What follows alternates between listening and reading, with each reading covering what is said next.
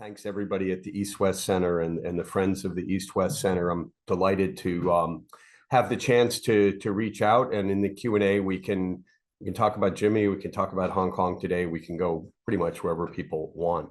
I'm going to start this by going through, actually it's about 40 slides, but I'm going to go through very, very quickly just to kind of visually situate Jimmy Lai and in Hong Kong.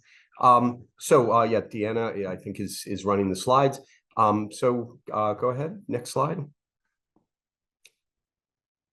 That's the book. I've known Jimmy for about, well, over 3 decades, since 1993. I never intended to write a biography of him, but I was on the board of directors of the company that published his newspaper, Apple Daily, and Next Magazine.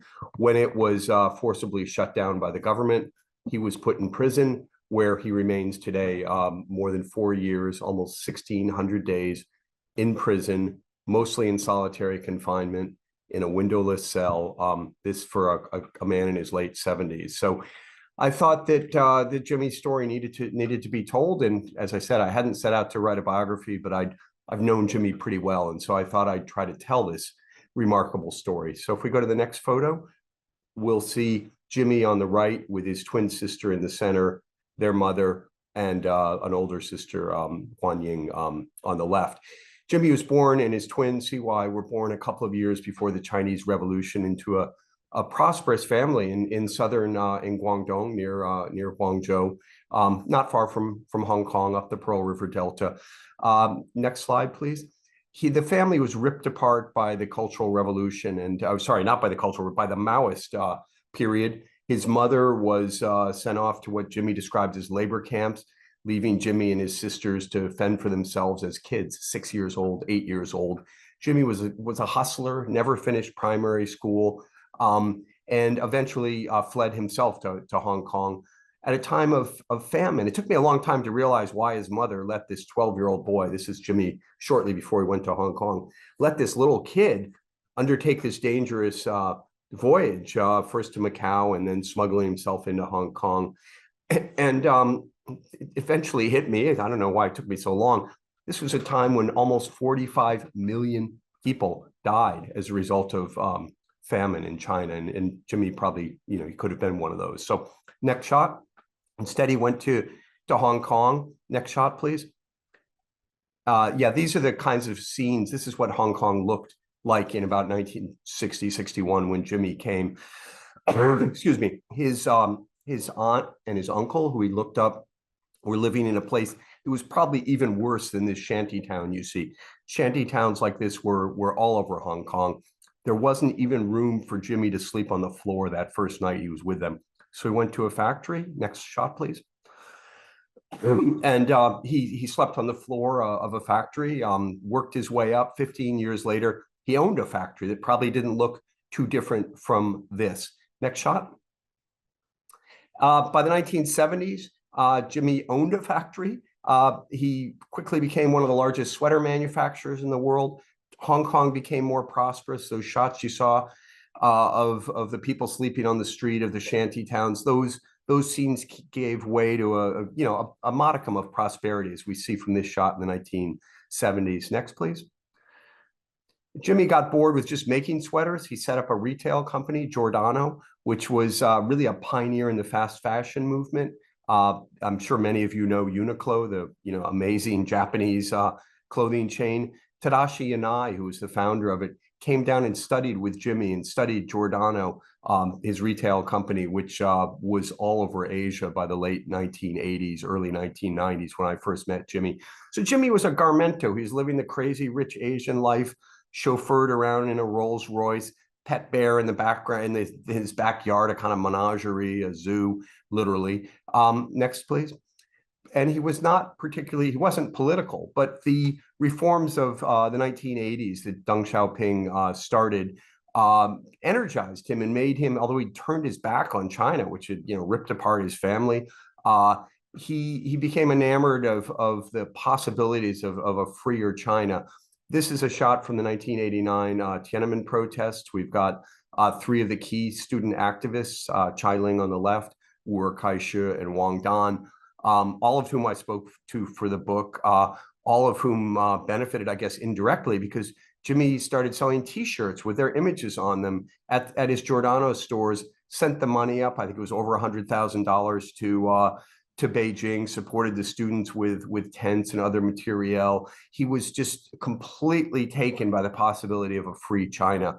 Next, please. Of course, we know it did not end well. And this, of course, is a classic tank man picture. And I think about Jimmy 40 years later, and he is kind of that tank man. We can talk about that more. He is going, for better or worse, pretty much toe to toe with Xi Jinping. And we'll talk about his journey from, as they say, crazy rich Asian entrepreneur through media and then to prison. Next, please. So after Tiananmen, he'd actually been thinking of getting into Chinese fast food. He'd gotten kind of bored with the clothing business, but Tiananmen made him think that media was going to take on increasing importance, and particularly the technological possibilities of media. It's so hard for us to imagine, remember, even the people my age, to remember what the 1980s were like when CNN was a revolutionary force, when you could, for the first time, start streaming images of the Tiananmen protests, or later that year of the Berlin Wall coming down. And so Jimmy thought that what he could do with media would be to shine a spotlight on the problems of the Chinese Communist Party, hasten its demise, and through transparency bring about a free China. And so, as a retail guy, he wasn't beholden to a lot of the old thinking that many of us who grew up in media were prey to. And so he started these very bold, first a magazine, Next Magazine, and then in 1995 a newspaper. He called it Apple. It was interesting. He converted to Catholicism a few years later, and this had nothing to do with Apple Computer. It had to do with the biblical notion that Eve ate the apple. The apple then, of course, brought about the downfall, really, of humanity, or the end of innocence. And so he said, without Eve, without the apple, there would be no news. So was the thinking behind Apple Daily. Next shot, please. It's a very, again, this doesn't look too extraordinary at the time, but the use of color, first guy in Hong Kong, really one of the first in the world to use color photos throughout in the newspaper. This is Chris Patton, last governor of Hong Kong, and you can see the bold graphics, the photos. And you can also see people like Chris Patton were reading Apple. It quickly made a real difference in Hong Kong. Next, please. Next shot is of Martin Lee, the godfather of, or really the father of democracy in Hong Kong, a British educated barrister, a great man. Again, you see the newspaper, huge photos, big graphics, colorful logo. Next, please. And then 2 years after Apple started, almost to the day, Britain handed back Hong Kong to China after 156 years of colonial rule. And Jimmy knew what he was doing. I mean, as I said, I first met him in 1993. And he thought that there would be a market for Apple because Hong Kong people wanted democracy. The democratic movement was very embryonic, but it was growing. In elections, 6 out of 10 people were voting for pro-democracy candidates, as they continued to do through the last free elections in 2019. And yet all of Jimmy's competitors, all the other newspaper publishers, were pulling back. So Jimmy first looked at the newspaper and the magazine as a business, and he thought it could be a profitable business, and it was. And at its peak, we employed 4,000 people in Taiwan and Hong Kong. Think of that, from 0 to 4,000 in 15 years. He established, I would argue, the most important, prominent, internationally significant independent Chinese language media operations in the world. Obviously, I'm excluding things like People's Daily. I mean, he just revolutionized things. And one of the things that really struck me in writing this biography, despite having known him for decades, is what an incredible businessman he is. So when we think of Jimmy being locked up and for his fight for democracy, it's also amazing to think that a place like Hong Kong, a business city, would lock up one of its best and its brightest entrepreneurs, a guy who provided jobs for thousands, created untold wealth for the city. So that's just one other aspect of Jimmy to think about. Next, please. So fast forward, this is 2003. This is the protests against the first attempt to impose national security legislation in Hong Kong. This is actually a repurposed, this is a centerfold from Next Magazine, which is ready, obviously, to be turned into a rally poster. And that's Tung Chee-hwa, the first chief executive of Hong Kong, Photoshop cream pie in his face. Apparently didn't like it much. I think way beyond what Tung Chee-hwa felt. The Communist Party saw that Jimmy and Next and Apple were absolutely instrumental in taking what had been an embryonic movement against a kind of obscure law and getting 500,000 people out in the streets of Hong Kong. It was really extraordinary. So this pushed, Jimmy's newspaper is always a popular newspaper. It had horse racing, it had paparazzi, it went to the edge of good taste and sometimes beyond, but it always had a strong pro-democracy and pro-free market bent. And the success of the 2003 movement in March, I think, pushed Jimmy and everybody at the paper to double down on the democracy aspect of the paper. Next, please. So yeah, picture of 2003. Next, please. You see amazing, peaceful crowds, marching through central Hong Kong. Next. Okay, this is fast forward to 2014, and the umbrella movement started out as Occupy Central and was, really driven ultimately by young students. And Jimmy had spent a lot of the previous decade in Taiwan, where he had moved after Chen Shui-bian was elected as the first opposition president, ended 50 years of KMT, nationalist rule. And he kind of stepped back, but he wanted to show his solidarity with the students. And so he came out in the streets. And it's important to remember, Jimmy has never wanted political power. He's never been a leader. He's been on the stage a few times. That's not his thing.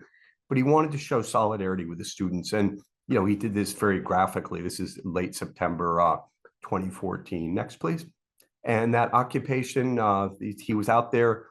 He had a tent. He was out there every day for 79 days, showing solidarity with the students. He missed his son's, his son Sebastian's 20th birthday because he was out there. And at the end, next please, he offered himself up for arrest. He was arrested, although charges ultimately weren't filed. Next, please. I think it's important to remember that, Jimmy is not just an activist. He's not just a businessman. He's a father. He's a husband. This is his wife, Teresa, an amazing woman, really a rock, and is, I think responsible for, his ability not just to survive, but actually to thrive in prison.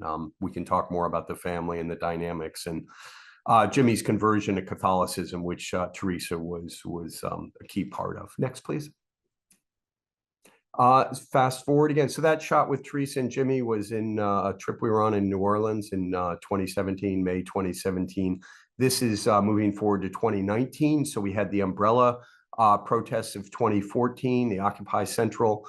2019 were even more massive protests that lasted for longer. It wasn't an Occupy movement, but we had as many as 2 million people out in the streets of Hong Kong. I mean, absolutely extraordinary. For the most part, peaceful, although it did, there was more physical violence on both sides than has ever been seen in Hong Kong history. And again, Apple, Jimmy were really, a core part of pulling the movement together. Next, please. I'm just going to finish with some really quick shots of 2019 because obviously it all ended badly. But I think it's important to remember, how widespread the support was, how risible, how laughable it is that Jimmy is being seen as some kind of puppet master who's, undermining Hong Kong. Because I think you can see from these pictures to say there was broad support for more democracy in Hong Kong in 2019 would be an understatement. As I say, you get 2 million people out in a city of 7.5 million people on repeatedly. And there were not a lot of people coming over from the mainland to take part. I mean, there may have been a handful, but they obviously put themselves at risk as well. So let's just quickly go through these. Next, please. This is one of the Lenin walls where you can see all these little Post-its up there where people are writing messages of support for democracy and freedom. This is just one of the many underpasses in Hong Kong. These sorts of Lenin walls were all over the city. Again, an extraordinary outpouring from below of Hong Kong's people, hunger for freedom. Next, please. This is Jimmy, August 18th, marching well, he eventually went to jail because it was an unauthorized march. There were something like 2 million people again that day. Next, please. This is interesting. This is nothing to do with Jimmy. Just a flash mob in a shopping mall in Hong Kong, a lunchtime event. Again, you just, these extraordinary scenes that went on from June 9th, I guess, until, well, basically the end of the year in 2019. And, just repeatedly thousands, tens of thousands, as I said, millions of people coming out in support of freedom. And I think, really giving voice to the aspirations of what Hong Kong had been promised. And let's not forget that before China took over Hong Kong, it promised that its existing freedoms, its existing way of life would be continued for 50 years. And that included freedom of assembly, freedom of press, freedom of worship, all the freedoms we take for granted. Next, please. This is, I put this in, it's just an interesting picture. That's Martin Lee in the center, who you saw before. It's Jimmy on the right. It's actually John Lewis on the left. Jimmy didn't spend a lot of time in Washington, but in 2019, he made a couple of trips to try to rally support for the pro-democracy protesters in Hong Kong. And the title of my book, of course, is The Troublemaker. But I took that from something Jimmy said to me when I once asked him why he did this. He said, I don't know, I'm a troublemaker.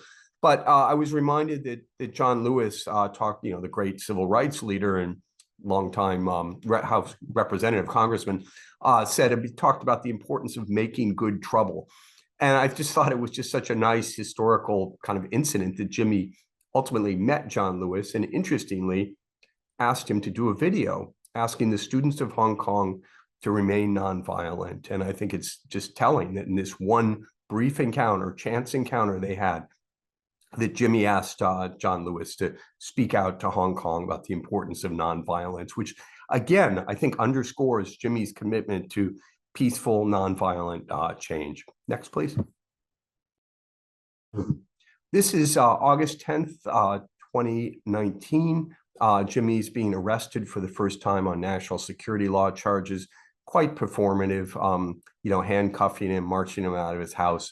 Next, I'll show you then, and then down to our newspaper headquarters. So this was the scene as Jimmy was being arrested and driven and, manacled in front of photographers.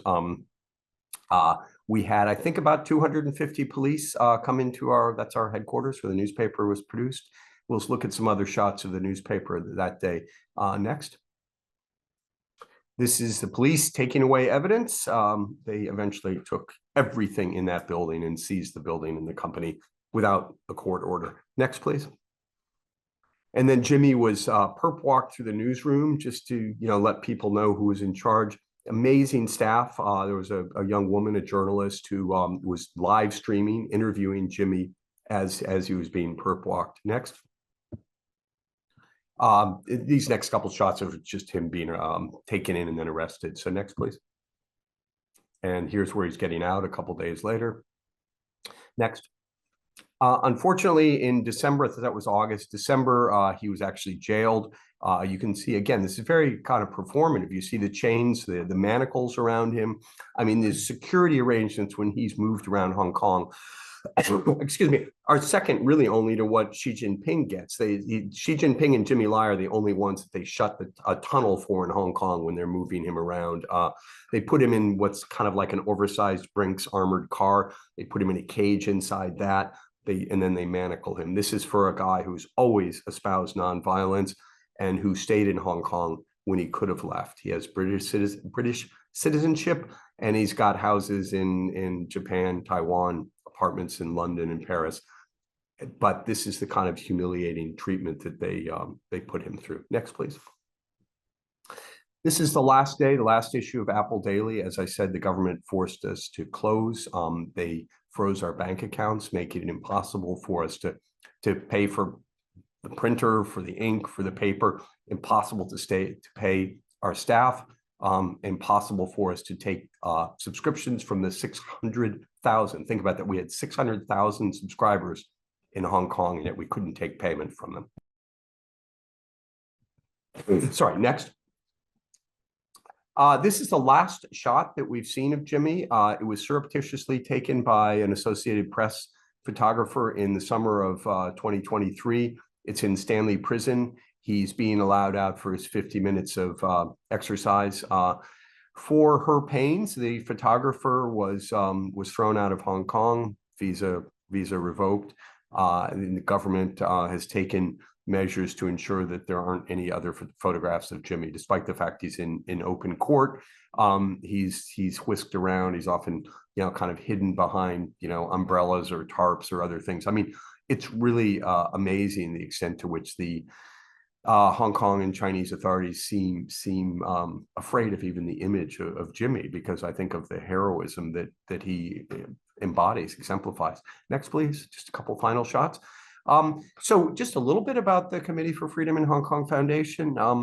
I lived in Hong Kong 28 years. As I said, I was on the board of Next, the publisher of Apple and of Next magazine. And besides Jimmy, 6 other colleagues went to jail.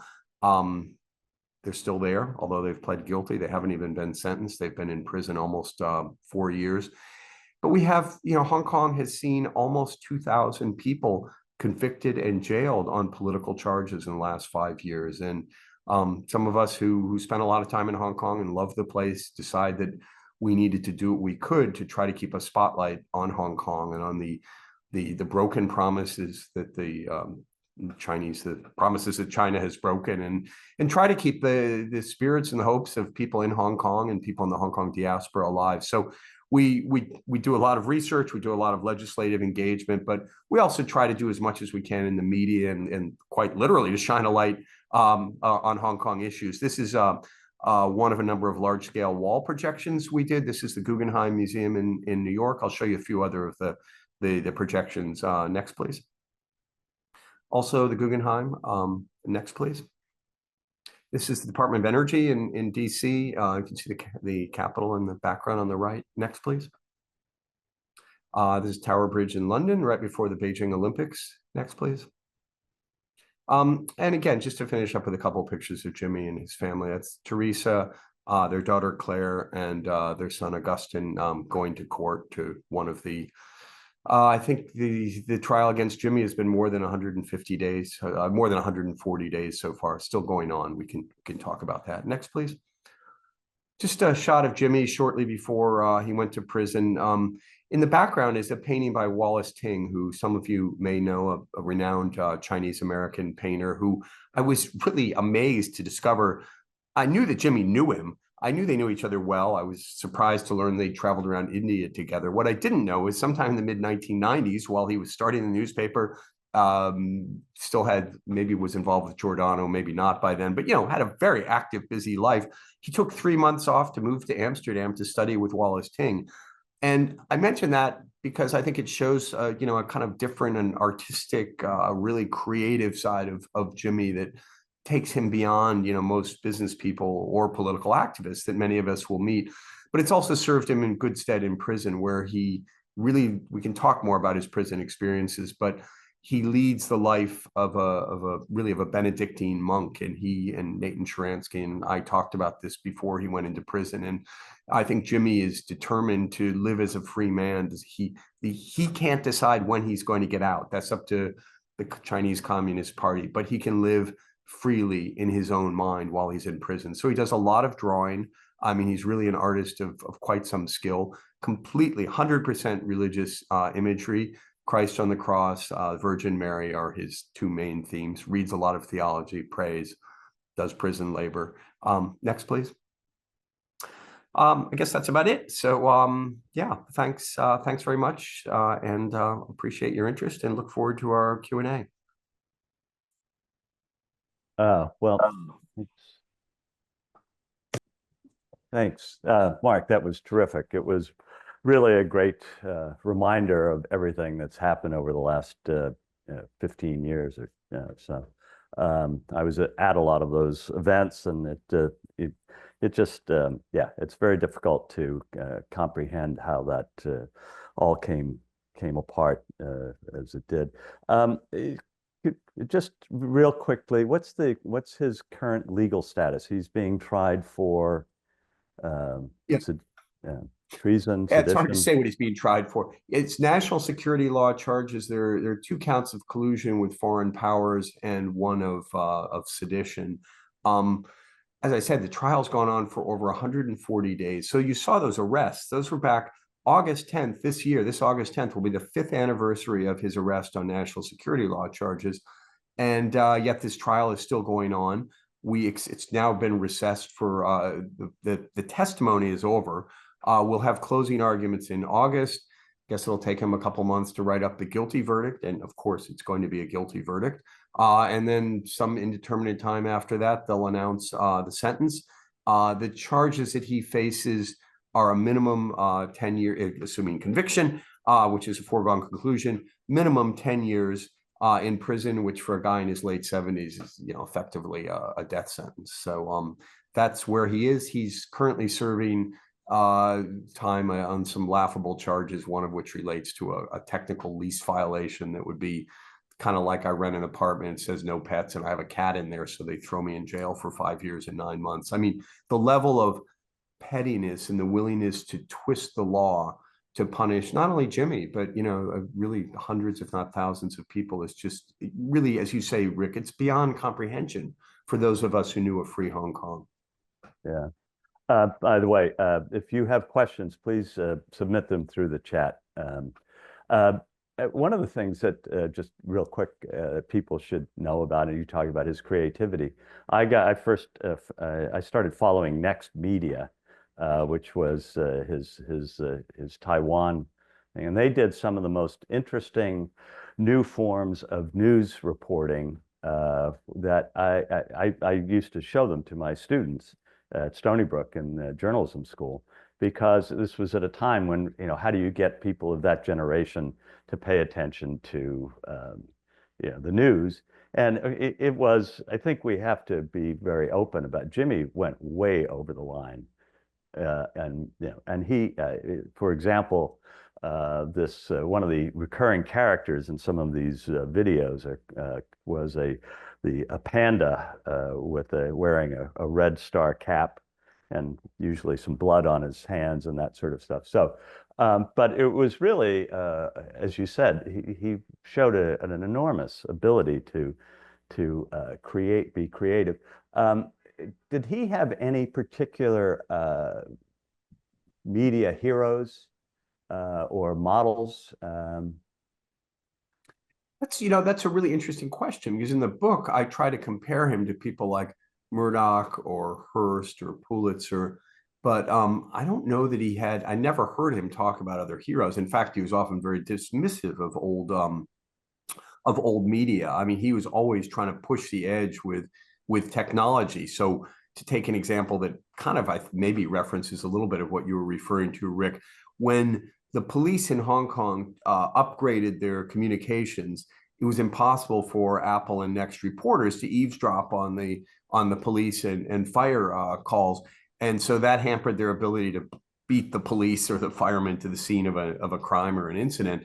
So Jimmy's like, okay, if we can't be there, and they would do things like, a friend of mine's wife was living on one of the outlying islands. She went into labor. She started giving birth on the ferry pier in Hong Kong. The next people were there trying to take photos. I mean, thankfully the crowd screened her and things, but they were there way ahead of the ambulance. So, but when the communications technology changed, they couldn't be there. So Jimmy said, well, let's kind of make up the news. We won't be there, but we'll do a video. So the most interesting and probably the best known one is I think it was in 2009 when Tiger Woods and his then wife had an altercation, and the video of Tiger Woods driving away, hitting something, his wife running out, smashing the back of the car with the golf clubs, may or may not have been true. But when Sports Illustrated referenced that incident in 2017, almost a decade later, they linked to that video. So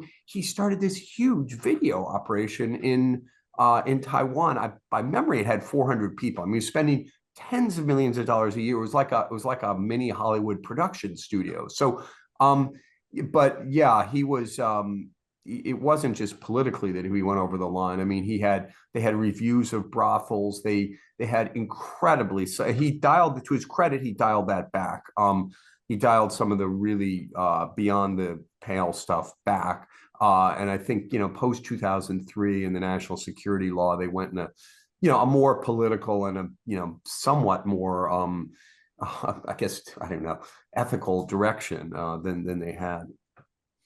Here's an interesting question. Why did he stay in Hong Kong? I mean, he must have known, certainly he knew what would happen, and if only from his childhood in the mainland, and he had sort of been waving a red flag at the Chinese panda Yeah, for a long yeah, time. no, it's a great question, and thank you for that. In 1997, just before the handover, there was a huge event at the Grand Hyatt with Al Newharth, who some of you might remember Hmm. was the founder of USA Today, head of Gannett. He interviewed Jimmy. Jimmy started crying on the stage because he said he expected to be arrested. And I mean, I remember that so vividly because I'm like, wow, like, yeah, I guess he could be. But you kind of dismiss that as like, he's a little bit maybe over the top. I mean, he was right. He just, he had another 20 something years. I mean, of course he knew he would be arrested. I think he, excuse me, I mean, he really, really believes in freedom and he believes in his principles. And I think he wanted to make a stand and he thought, I have a kind of a voice. I've got a megaphone. I've got a media empire. And so, I mean, he had three things that I think the Chinese Communist Party has never seen in a package quite like this in the last 75 years. He had money, so he had resources, and he had friends or knew people in DC and London, around the world. So you got wealth, resource, power that comes from that. You have the power of the pen, the power. We know what the Chinese Communist Party thinks of media. It should be propaganda. And then he had the thing that I think the CCP really struggles with. He has principles and he actually really believes in freedom. And I think he's got this deep religious conviction. He converted into Catholicism, as I alluded to, in 1997, a week after the handover. His wife, Teresa, told me he knew trouble was coming and figured if he'd help out to have a higher power on his side. And that's I think really Teresa and his Catholic faith have really kept him strong in prison. So I mean, I think he's not like most of us. He's like, okay, if I die in prison, but I'm advancing our ideals, the ideals of freedom, and I'm showing the Chinese Communist Party up for what it is, that it would be willing to destroy a man who is just trying to hold them to their promises. It's worth it. Now, of course, all of us who know him or are fighting for his release and the release of others, we hope it doesn't come to that. But I think it's not in China's interest. I think Jimmy Lai is so much more trouble in prison than he would be out. And, we're looking, everybody's working on his case and others is looking for an off ramp. But, he's just a guy who believes in his principles and, figures that if he lays down his life after almost 80 years, it's worth it. Yeah. Actually, it raises the question, what is going on to try to get him out? I assume, Bill Armbruster points out, Amnesty International, there must be quite a few people. There's congressional pressure. There's, I'm sure the UK, he's a British citizen. Is any of it does any have any impact, any effect? Well, first of all, I think his family and all of us who are working for Hong Kong just have to acknowledge and thank the support that we've gotten from, you mentioned Amnesty International, but I mean, there's of course Reporters Without Borders, Committee to Protect Journalists, Human Rights Watch. I mean, basically, virtually every human rights group in the world has showcased Jimmy's unjust imprisonment.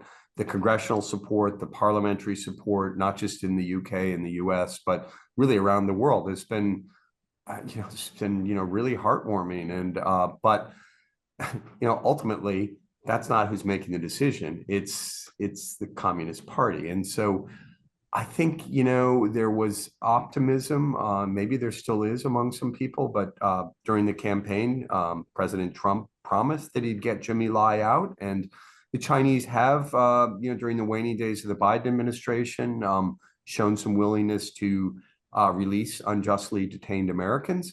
I think, there could be the possibility for some movement. We're recording this on the day after Trump is, well, during an extraordinary week in mid-April 2025, when relations between China and the U.S. are nosediving. I don't really know what the bottom is, and it's hard to imagine. It's easy to imagine Jimmy getting out if the stars align correctly with a summit, or an other. It's got to be a very, very high level deal, and but it's hard to imagine in this environment where you've got what I guess 145% tariff rate on Chinese goods, that the Chinese are going to be in a mood to help President Trump fulfill one of his campaign promises. So I guess long run, medium run, I think there's still a good chance for Jimmy to get out. And I think there's, in conversations with Chinese interlocutors, particularly the foreign ministry, I think there's an growing understanding that he's just more trouble in prison than out. He's not going to start Apple Daily again. He's not Nelson Mandela. He doesn't want political power. He wants to leave, go be abroad, be with his family, spend his last years enjoying life. He's made his point. But I think it's hard to get from that theoretical understanding that the Ministry of Foreign Affairs have to go through, some of the security people. And of course, ultimately, I think it's a decision that's made at the very, very top. Yeah, I was going to ask you how much you think this is a Xi Jinping issue and how much it's the Communist Party.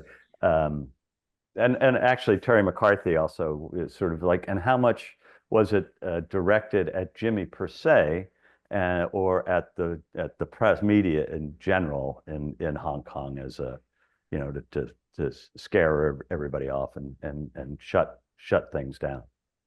Yeah, I mean, I think thanks for that, Terry. I mean, I think both. It clearly had the effect of shutting. It didn't just scare people. We had about 1,000 people working for us at the time that we shut down. So there were a lot of people without jobs. There was a newspaper that wasn't coming out every day. I think I don't have the exact number. I think there are around 20 journalists who've been jailed in Hong Kong. Stand News and others were forced to shutter, and obviously it scared others into submission. So but I think it was also personal. I mean, Jimmy is such a big personality, and he was just so defiant. After the national security law came in June 30th, 2020, he started a series of weekly live streams, on Facebook, YouTube. I was nominally the moderator, and Jimmy was just very, very defiant in terms of fighting, and so I don't think there was anybody else quite like him. So he wasn't just kind of a random guy. It could have been him, or it could have been 10 other people. Right. He was always regarded on the media side as, from the Chinese perspective, I think, target number one. But back to what you were talking about, the Trump administration trying to do something about this. It does seem to be they're going sort of in the opposite direction. But is it plausible or possible that he could be part of some? Trump always talks about the grand deal, where they fix all the problems that sort of once with China. I mean, absolutely. I think he has to be part of some deal. I don't know if it's a grand deal or a small deal, or he's like like a crumb that Xi Jinping throws Trump if there's a Mar-a-Lago summit or something like that. I mean, I know that he's obviously this is a very, very busy administration, but I know in the Biden administration, and certainly in the early days of the Trump administration, despite not being a U.S. citizen, Jimmy was very, very high on the list of concerns. And I think we're hoping we haven't really talked too much about the UK. We're hoping that the UK will step up more too. But let's see. I mean, ideally, really the UK should be taking the lead. But just a general question from Erkenbeck Kamala about Hong Kong. What you spent a good bit of your life there. You saw it from the beginning of the end to the end of the end, I suppose. Is there any way forward for Hong Kong? And have you gotten any sense of what this new tariff regime will do to the Hong Kong economy? I can't answer the second question except to say it's got to be bad, right? I mean, they're going to, the U.S. has stopped treating Hong Kong separately from China. I believe that means that the tariff rates are going to be the same. I'm not 100% sure of that, but and look, the Hong Kong economy is already was in the skids, long before this. It was reflecting the broader slowdown in China, particularly in the property market, and some of the biggest property companies in Hong Kong were already wobbly before this. So, it's going to just pile on, more trouble on an already, really weakened economy. Is there hope for Hong Kong? As I said before, roughly 6 out of 10 people always voted for the pro-democracy camp from that first LegCo election in 1991. That's pretty late, 150 years after Britain took over, but it was the first, free territory-wide election, to those last district council elections in November 2019, which, remember, came after 5 months of really, really intense protest. And as I said, a level of violence, although it was mostly direct against property, a handful of people died, but it was mostly property, but it was intense. And I think everyone felt that there would be a kind of a blue wave, a pro-Beijing vote. And instead, incredible turnout, over 70% of the population for these very low-level district council slots, almost 500 of them. Overwhelming victory for the pro-democracy camp. And so I think, although hundreds of thousands of people have left Hong Kong, there's still 7.5 million people there. And I'm sure in their hearts that most of those, maybe it's not 6 out of 10, maybe it's 5 out of 10 now, or maybe it's 7 out of 10 who want democracy and want freedom. The same people that were out in the streets, that were writing those Lenin walls, that were, going to the pop-up protests at the mall. So I think, freedom is part of the Hong Kong DNA, but it obviously doesn't have a lot of opportunities for expression in a city where people are now being jailed for wearing a T-shirt that the government doesn't like, or not looking sufficiently reverential when the national anthem is being played, or turning your back on it, or not standing. I mean, it's down to a level of silliness that makes me wonder, is there more so-called soft resistance than we realize, or is this just a national security state that just has a lot of money and a lot of people and doesn't know what to do other than keep chewing up what had been a free place? So I don't know. I mean, it depends. If it goes on for 50 years, obviously it's one thing. If there was some kind of thaw in the next couple of years, I think Hong Kong could, but I'm not predicting that. I mean, I think the odds are probably against it, but I don't think just because there's a national security law that everybody in Hong Kong kind of the light switched and they now all support the CCP. I mean, everybody in Hong Kong, they left, or their parents left, or their grandparents left. They all left to escape communism. Right. Yeah. And if China had become a more, as it would seem to be before Xi Jinping, a slightly more open place, then perhaps there would have been less resistance. I always thought, the biggest problem was that they kept picking chief executives. Each one was worse than the previous one. And, they were just doing a terrible job of running and it wasn't just political, it was economic, the real estate issues and that sort of thing. We should bring this to a close. I just want to ask you one final question, because you've talked a lot about Jimmy's religious beliefs and his deep sense of almost martyrdom, I think you could say. Would he be quiet if he were released? Would he be willing? Yeah, would he be willing I don't know. to? It's hard to imagine. I go back to the conversation. So I mentioned these live streams he was doing, and I moderated the one with him and Sharansky. I mean, I should put that in like air quotes or something, because it was just Jimmy peppering Sharansky with questions. It was in the end, it was actually on just a couple or 3 weeks before he went to jail. And he was trying to, it's just so Jimmy, he's trying to figure out, how can I be the best political prisoner possible? I'll talk to Nate and Sharansky, who spent 9 years in the gulag. And Sharansky talked about, I think it was after about 6 years, there was a deal the US negotiated for him to get out. And he was going to have to write like a kind of confessional letter. He was going to have to thank his captors for their humanism or their humanitarianism. And he said, I'm not signing this. And he spent 3 more years in the gulag as a result, until he got out on his own terms. So that's, I think, what Jimmy would like to be, that kind of person. Whether he is, whether, you know, I mean, I just don't think any of us can imagine. We all would like to think we'd be a hero, right? None of us can imagine the pressures that he's under. And, you know, I think, again, he's in his late 70s. He had diabetes going in. He's had COVID in prison. He's had what seems to be a botched cataract operation in prison. He's not seen too well in the courtroom. He lost a lot of his hearing when he was a teenage factory worker in his right ear, I believe. And he's in solitary confinement, which is considered by the UN under the Mandela principles to be a form of torture, should be last resort, shouldn't be more than 15 days.